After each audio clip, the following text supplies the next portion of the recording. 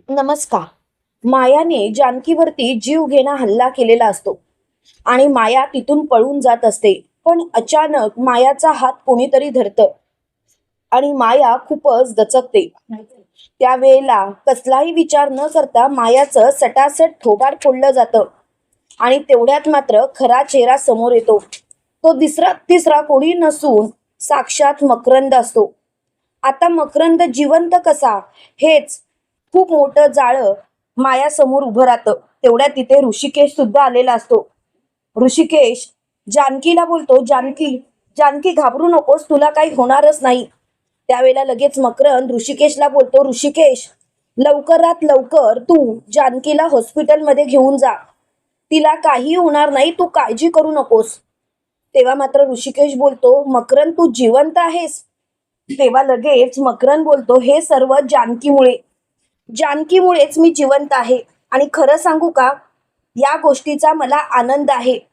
आणि तिला जर का काही झालं तर मात्र मी कोणालाही सोडणार नाही. तेव्हा मात्र माया बोलते, काय चाललंय मकरंद तुझं? एवढी वर्ष तुझ्यासाठी कट कारस्थानं रचतीये मी.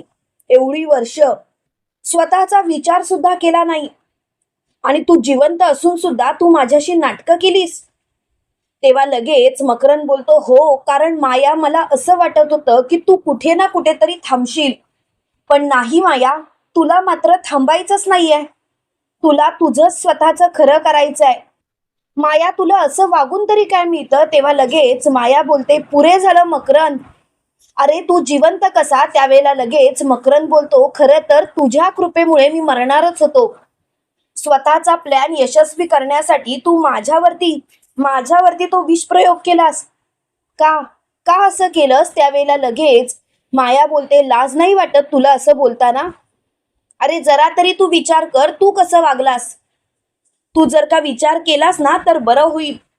स्वतःचं वागणं मात्र तुला दिसत नाही आणि माझ्या वागण्याचा मात्र त्रास होतो. असं का करतोस तू?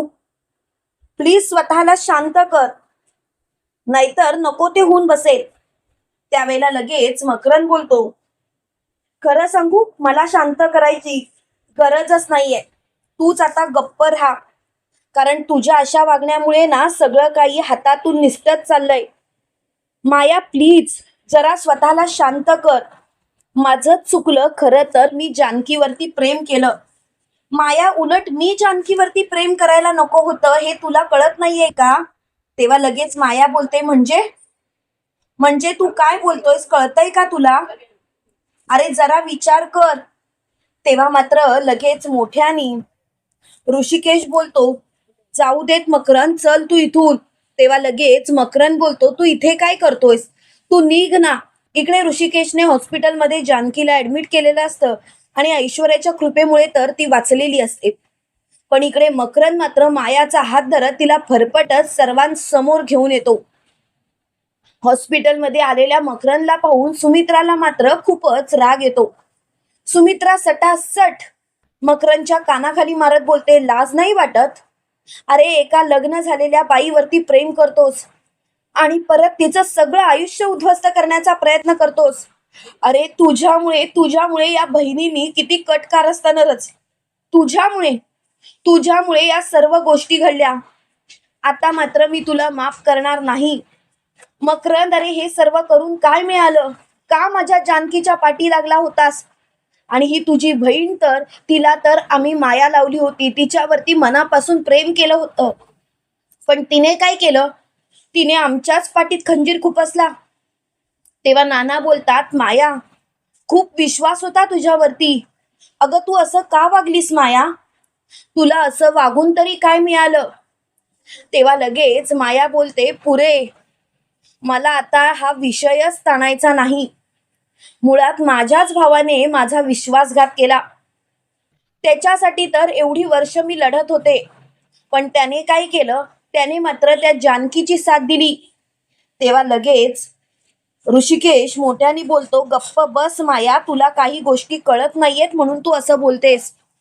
माया, तुला जर का समजलं असतं तर तू असं वागलीच नसतीस. तेव्हा लगेच मोठ्याने माया बोलते, ऋषिकेश तू गप्प बस. अरे त्या जानकीने माझ्या भावाचा विश्वासघात केला आणि तू मात्र तिला पाठीशी घालतोस. तेव्हा ऋषिकेश बोलतो, मी कोणालाही पाठीशी घालत नाही आहे. आणि खरं सांगायचं तर चुकतंय तुझं माया. माया, तुला मुळात असं वागायची गरजच काय होती? तुझ्या भावाला तू विचारायचं होतंस ना, त्याचं जानकीवरती प्रेम आहे तर त्याला खरोखर कुटुंबाला उद्ध्वस्त करायचं आहे का? खरोखर त्याला जानकीला धडा शिकवायचा आहे का? तू मात्र त्याला काहीच विचारलं नाहीस आणि सगळं काही उद्ध्वस्त करायला निघालीस. तेव्हा लगेच माया मकरनला बोलते, बघितलंस मकरन, बघितलंस, आज तुझ्यामुळे मी तोंड घशी आपटले. तेव्हा मकरन उलट्या हाताची सनसनीत कानाखाली मायाच्या लगावतो आणि मायाला म्हणतो, गप्प बस. आज जानकीमुळे मी तुझ्या समोर उभा आहे, नाहीतर तू स्वतःच्या भावाचा जीव घेणार होतीस ना. माया, तुला हे सर्व करायची काय गरज होती? अगं मला कळून चुकलंय, एकतर्फी प्रेमाला काहीच अर्थ नाही. जानकीचं ऋषिकेशवरती मनापासून प्रेम होतं, म्हणूनच तिने त्याच्याशी लग्न केलं. तुला कळतंय का? उगाचच तू त्यांच्या मुलीला त्यांच्यापासून बाजूला करून जे ब्लॅकमेल करत होतेस ते चुकीचं करत होतीस. माया, तुला हे सर्व करून काय मिळालं? तेव्हा लगेच माया बोलते, काय मिळालं म्हणजे? मला समाधान मिळालं. आणि खरं सांगू का, मला एवढं मोठं समाधान मिळालं की मी सांगूच शकत नाही. आता मात्र बस झाला, अति होतंय आता. काही झालं ना तरी मी कोणालाही शांततेने जगू देणार नाही. आणि मला आता हा विषय ताणायचाच नाहीये. प्लीज या सर्व गोष्टी इथल्या इथे बंद करा, नाहीतर नको ती होऊन बसेल. तेव्हा मात्र मायाला खूपच राग आलेला असतो. त्याच वेळेला लगेच ऐश्वर्या बोलते, माया अगं बघ, त्या जानकीचे आभार मान. तिने त्या मकरनला वाचवलं. खरं तर मॅडी, तुला तर कळायला पाहिजे होतं. अरे तू तर समजून घ्यायला पाहिजे होतास. जिच्यावरती तू मनापासून प्रेम केलंस तिला तू त्रास देण्याचा प्रयत्न केलास, पण तिला कितीही त्रास झाला तरी सुद्धा तिने तुझा जीव वाचवला. खरं सांगायचं तर जानकीमध्ये चांगुलपणा आहे ना, म्हणूनच तू जिवंत आहेस. आणि माया, जानकीमुळेच मॅडी वाचला हे लक्षात ठेवायचं. तेव्हा मात्र मकरन बोलतो, ऐश्वर्या ग तू तिला काय सांगतेस? तिला सांगून काडीचाही उपयोग नाही, कारण तिला फक्त आणि फक्त मला त्रास द्यायचा होता आणि तो त्रास तिला देऊन झाला असेल, बरोबर ना? त्यावेळेला माया बोलते, काय चाललंय मकरन तुझं? मला तुला त्रास द्यायचा नव्हता. तुझ्या आयुष्यातली जी एवढी वर्ष जी वाया गेली ना सगळी दुःखात, त्याचा बदला घ्यायचा होता. तेव्हा लगेच मकरन बोलतो, अच्छा म्हणजे तुला मला मारायचं होतं, तू मला मारून बदला घेणार होतीस? तेव्हा माया बोलते, नाही मकरन नाही, मी तुला कसं मारेन? मला तुला मारून काय मिळणार आहे? मकरंद, अरे तूच विचार कर, माझ्या मनात सुद्धा असं काही नाही. प्लीज असा विचार सुद्धा मनात आणू नकोस. त्यावेळेला लगेच मकरंद बोलतो, गप्प बस. आता तर मला तुझ्याशी काही एक बोलायचं नाही आणि तुझा हा जो काही वेडेपणा चाललाय ना तो बंद कर, कारण मला या सर्व गोष्टींचा आता त्रास व्हायला लागलाय, त्रास. तेव्हा मात्र मायाला खूपच राग आलेला असतो. त्याच वेळेला जानकी शुद्धीवर येते. ऋषिकेश जानकीला बोलतो, जानकी काळजी नकोस. त्यावेळेला मकरन मायाच्या झिंजा उठतात, तिला फरफटत जानकीच्या पायावर ढकलतो आणि मायाला बोलतो, माफी माग. तेव्हा लगेच माया बोलते, आजपर्यंत जिला उद्ध्वस्त करण्याचा प्रयत्न केला, जिला संपवण्याचा प्रयत्न केला, तिच्या पायावरती तू झुकायला लावतोयस? तुला कळतंय का तू काय करतोयस ते? जरा विचार करून वागत जा. आणि खरंच मला या गोष्टीचा तुझा त्रास होतोय मकरन, मला तुझ्याकडून ही अपेक्षा नाहीये. त्यावेळेला लगेच मकरन बोलतो, गप्प बस आणि मला आता तुझ्याशी काही एक बोलायचं नाही. आता जर का उगाच जास्त शहाणपणा केलास ना तर बघ. त्यावेळेला जानकी बोलते, मकरन मकरन शांत हो. तेव्हा मकरन बोलतो, कसा शांत होऊ जानकी? मान्य आहे मी तुझ्यावरती प्रेम केलं, मला तुला त्रास द्यायचा होता, तुला संपवायचं होतं, पण हे अशा पद्धतीने नाही. मला जेव्हा कळलं की तुझं ऋषिकेश वरतीच मनापासून प्रेम आहे आणि तुम्हाला एक मुलगी आहे, तेव्हा मात्र मी माझ्या मनाला समजावलं होतं, पण या मायामुळे सगळं काही फिसकटलं, कारण मला तेव्हा बोलता येत नव्हतं. पण जानकी मायाने तिची चाल केली तेव्हा मात्र तू तुझा मास्टर प्लॅन रचलास आणि माझा जीव वाचवलास. खरंच मला या गोष्टीचा आनंद आहे. तेव्हा मात्र तिची खूपच चिडचिड झालेली असते. त्याच वेळेला लगेच ऋषिकेश बोलतो, माया सोडणार नाही मी तुला. कशाचाही विचार न करता तू माझ्या जानकीला संपवण्याचा प्रयत्न केलास ना. माया अगं तू एकदा सुद्धा विचार केला नाहीस की तू जे काही करतेस ते चुकीचं करतेस. तेव्हा लगेच माया बोलते, बस झालं बस. त्यावेळेला लगेच मकरंद बोलतो, नाही माया, तुझ्या या पापाची शिक्षा तुला मिळालीच पाहिजे. जानकी मायाला पोलिसांच्या ताब्यात दिलंच पाहिजे. त्यावेळेला जानकी बोलते, तू काय बोलतोयस. मकरंद जरा शांत हो. त्यावेळेला मकरंद बोलतो, नाही, माझी बहीण असली म्हणून काय झालं, तिला तिच्या पापांची शिक्षा मिळालीच पाहिजे. तेव्हा लगेच माया बोलते, काय बोलतोयस तू. आज तुझ्यामुळे मी तोंडावर आपटले, तुझ्यासाठी सर्व काही करत होते आणि तू मात्र मला उद्ध्वस्त करतोयस. तू मला पोलिसांच्या ताब्यात द्यायला निघालास. तेव्हा लगेच मोठ्यानी ऋषिकेश बोलतो, मकरंद खरंच मला आज तुझा अभिमान वाटतो. मकरंद तू आज जो काही निर्णय घेतलास ना तो योग्यच आहे आणि तू या मायाला पोलिसांच्या ताब्यात देच, कारण या मायाला तिची लायकी कळलीच पाहिजे. तेव्हा मात्र ऋषिकेशला खूपच राग आलेला असतो. त्याच वेळेला लगेच ओवी मायाजवळ जाते आणि मायाला बोलते, माया आंटी, माझा तुझ्यावरती खूप विश्वास होता, पण तू मात्र विश्वासघात केलास. माया आंटी, मी तुला कधीच माफ करणार नाही. तेव्हा मात्र माया बोलते, ओवी ओवी बाळा, असा विचार नको करूस. ओवी बाळा, तू असा विचार का करतेस. तेव्हा लगेच ओवी म्हणते, खरं सांगू का, मला समजत नाहीये काय करावं ते. ओवी, मी तुझ्यासाठी सगळं काही करत होते. त्यावेळेला लगेच ओवी म्हणते, माझ्यासाठी माझ्यासाठी काय करत होतीस तू. माझ्यासाठी काही एक करायची गरज नाहीये. तू जे काही केलंस ना ते मी कधीच विसरणार नाही. तेव्हा जानकी बोलते, ओवी बाळा, असं बोलायचं नाही. माया आंटी तुझ्यापेक्षा वयाने खूप मोठी आहे, तिच्याशी असं बोलणं चुकीचं आहे. तेव्हा लगेच ओवी बोलते, आई, माया आंटी बद्दल खूपच आदर होता माझ्या मनात, पण तिने तुला मारण्याचा प्रयत्न केला. आई, तुला माहिती आहे ना, तुला काही झालं तरी मला सहन होत नाही. आई, माया आंटी असं कसं काय वागू शकते. तेव्हा ऋषिकेश बोलतो, बघ माया बघ, अगं तू म्हणत होतीस ना की ओवीला तू तुझ्या बाजूने करणार. अगं पण जानकीचे संस्कार आहेत तिच्यावरती. कितीही काही झालं ना तरी ते संस्कार खुडून काढू शकत नाहीस तू. आता काय झालं, शेवटी स्वतःच्याच भावाने तुझा पर्दाफाश केला आणि तेवढ्यात इन्स्पेक्टर साहेब तिथे आलेले असतात. त्यावेळेला मकरंद मायाचा हात धरतो आणि मायाला पोलिसांच्या ताब्यात देत बोलतो, इन्स्पेक्टर साहेब, हिला कठोरातली कठोर शिक्षा करा. तेव्हा लगेच माया बोलते, मकरंद तू असं कसा काय वागू शकतोस.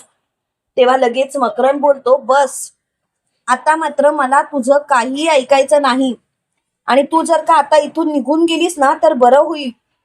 प्लीज तू इथून निघून जा. तेव्हा मात्र तिला खूपच वाईट वाटलेलं असतं. त्यावेळेला लगेच माया बोलते, मकरंद, हे सर्व जे काही केलं ना मी ते तुझ्यासाठी केलं, पण तुला मात्र ते चुकीचं वाटतंय. मी जानकीला त्रास दिला असेल पण तो तुझ्यासाठी दिला.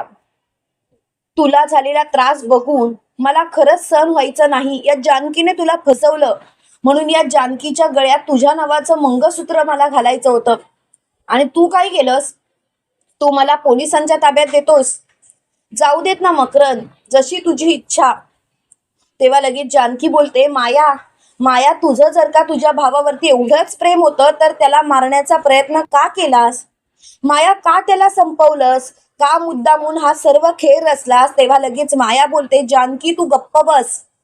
तू माझ्या वाटेला जायचा प्रयत्न करू नकोस. जानकी, तू कितीही काही केलंस ना तरी तू मला समजवू शकत नाहीस. तेव्हा मात्र जानकी मोठ्याने बोलते, पुरे झाला आता, आता मला कोणाचं काहीच ऐकायचं नाहीये. त्यावेळेला इन्स्पेक्टर साहेब बोलतात, चला माया, आता तुम्हाला इथून यावंच लागेल, कारण कितीही काही झालं तरी तुम्ही आता पोलिसांच्या ताब्यात आहात. तेव्हा मात्र माया बोलते, ऋषिकेश, हे सर्व तुम्ही जे घडवून आणलंय ना त्याची शिक्षा मात्र तुम्हाला मिळणारच. आणि त्यासाठी मी तुम्हाला सोडणार नाही. तेव्हा मात्र ऋषिकेशला खूपच राग आलेला असतो.